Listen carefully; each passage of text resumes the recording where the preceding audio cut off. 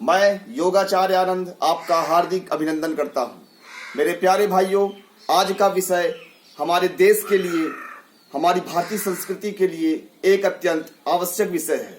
मेरे प्यारे भाइयों, इस वीडियो को आप जरूर देखिएगा और मेरे इस जो संदेश जो मैं देना चाहता हूं उसे अपनाइएगा और कहीं ना कहीं अपने हिंदू धर्म के पालन में अपनी एक सहभागिता अवश्य दर्ज कीजिएगा। मेरे प्यारे भाइयों, मेरे हाथ में गाय का एक बछड़ा है। यह 2-3 दिन पहले हमारे गौशाला में हमारे घर की गाय ने इसे जन्म दिया था। मेरे प्यारे भाइयों, आज मैंने जब इसकी मासूमियत को देखा तो मैंने सोचा कि इस सामाजिक संदेश को आप तक पहुंचाना आवश्यक है। मेरे प्यारे भाइयों, हमारे देश में प्राचीन काल से ही गौ माता को देवी का दर्जा प्राप्त है। हम हिंदू सनातन धर्मी इसे हमेशा से एक माता के रूप में दर्जा देते आए हैं।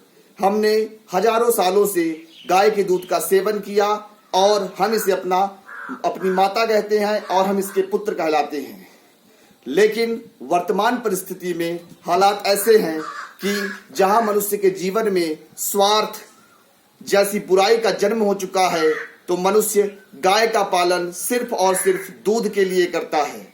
अब ऐसे हालात हो चुके हैं कि जो गाय दूध नहीं देती है, उस गाय को कुछ जगह सुनने में आता है कि उसे नहर इत्यादि में फिकवा दिया जाता है, उसके बच्चों को जंगलों में छोड़ दिया जाता है भूखे प्यासे मरने के लिए। यह सब देखकर हमारी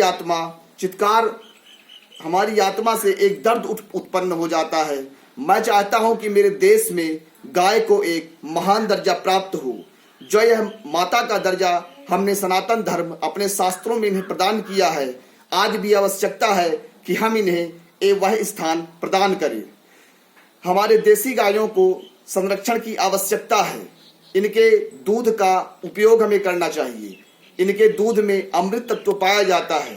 शास्त्रों के हिसाब से 33 करोड़ देवी देवताओं का वास गाय के शरीर में बताया गया है। आधुनिक वैज्ञानिक अनुसंधानों में भी यह पाया गया है कि देसी गाय के दूध में कुछ ऐसे विलक्षण तत्व पाए जाते हैं जो मनुष्य की आयु में वृद्धि करते हैं। हमारे देश की एक देसी गोवंश गिर नस्ल की जो गाय होती है, उस गाय में जब वैज्ञानिक अनुसंधान किया गया तो साक्षात उसमें विशुद्ध सोने के कण पाए गए और इन सोने के कणों का हमारे जीवन में बहुत महत्व होता है। इसी प्रकार अन्य कई किस्म हमारे देसी गायों की होती हैं जिनमें विभिन्न प्रकार के अलौकिक तत्व पाए जाते हैं, जिनसे हमारा आयु वृद्धि होती है, हमारे स्वास्थ्य को लाभ प्राप्त होता है। और आवश्यकता आज ऐसी है कि हम अपने देसी गायों को संरक्षण प्रदान करें और उन्हें माने आध्यात्मिक रूप से और व्यावसायिक रूप से भी उन्नत करें। इसके लिए आवश्यकता है कि हम अपने कुछ ऐसे देसी नस्ल हैं जो दुग्ध उत्पादन की क्षमता थोड़ी कम है, तो उनका भी हमारे पास एक समाधान है। हम देसी नस्ल के जो भी सांड हैं, जैसे गिर नस्ल, साहीवाल, थारपारकर, कांकरेज, इन नस्लों के माने गाय बैलों के साथ जब संकरण करवाएंगे, क्रॉस करवाएंगे, तो उससे जो संतति उत्पन्न होगी वह विशुद्ध देसी नस्ल ही होगी और उनमें दुग्ध उत्पादन की क्षमता भी वृद्धि होगी। मैं जब भी किसी जानवर के दुखों को देखता हूं तो मुझे आत्मा से बहुत ज्यादा कष्ट होता है और मैं चाहता हूं कि मेरे देश में गायों को एक विशेष संरक्षण प्राप्त हो। हमारे शास्त्रों में कहा गया था कि घर की पहली रोटी गाय के लिए होनी चाहिए और अंतिम रोटी कुत्ते के लिए होनी चाहिए, किंतु आज हम अपनी संस्कृति को भूलकर उनकी उपेक्षा कर रहे हैं। ऐसी दशा जब मैं देखता हूं कि जब जानवरों पर अत्याचार होते हैं तो मुझे हृदय से बहुत ही ज्यादा व्यथा होती है। मैं चाहता हूं कि हम आप सभी मिलकर अपने गायों का संरक्षण प्रदान करें। शासन की ओर से भी कुछ ऐसी महान योजनाएं चलाई जानी चाहिए जो गायों के हित में हो, जानवरों के हित में हो। मेरे भाइयों, इसके लिए संकरण माने प्रत्येक ग्राम में नंदीशाला होना चाहिए, जिससे बेहतर नस्ल के जानवरों का उत्पादन हो सके।